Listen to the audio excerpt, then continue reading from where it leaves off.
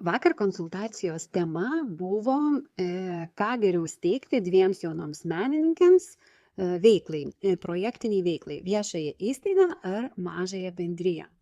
Tai šį kartą šiek tiek apie viešąją įstaigą, kas yra svarbu renkantis šią verslo formą. Reikia turėti omeny, kad viešoji įstaiga yra pelno nesiekiantis juridinis asmuo ir šita sąvoka yra labai svarbi. Tai reiškia, kad jeigu viešoji įstaiga uždirbs pelno išsimokėti savininkas negalės, neturės teisės. Tai kaip išsimokėti lėšas tada iš viešosios įstaigos? Vienintelis kelias yra darbo užmokestis, o darbo užmokestis, kaip žinia, apsimokestina brangiai, brangiausiai apmokestinama pajamų rūšis yra darbo užmokestis. Toliau, kas yra svarbu, tai yra svarbu veiklų sąrašas visuomeniai naudingos veiklos. Į tą veiklų sąrašą jis yra be galo platus iš tiesų ir netgi nėra baigtinis.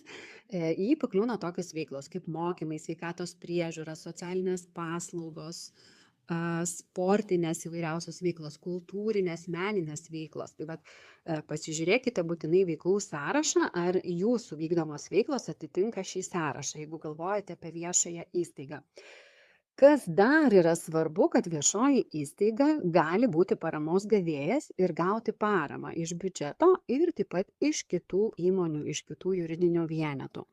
Ta parama neapsimokestina jokiais mokesčiais ir paramą viešoji įstaiga naudoja savo veiklai, reguliariai veiklai vykdyti arba konkretiem projektam, žiūrint, kam yra skirta parama.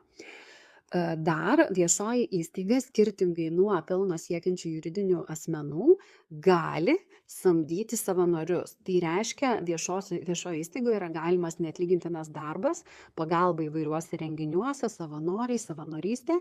Ir savanoriai visiškai negali būti samdomi nei uždarosios akcinėse bendrovėse, nei mažosiose bendrijose.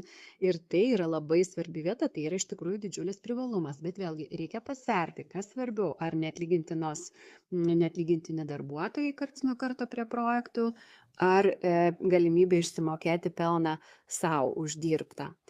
Tai kuogi baigėsi konsultacija ir ką pasirinko dvi jaunos menininkės steigti ar nesteigti viešąją įstaigą, o galbūt steigti mažąją bendriją, apie tai kitame mano video.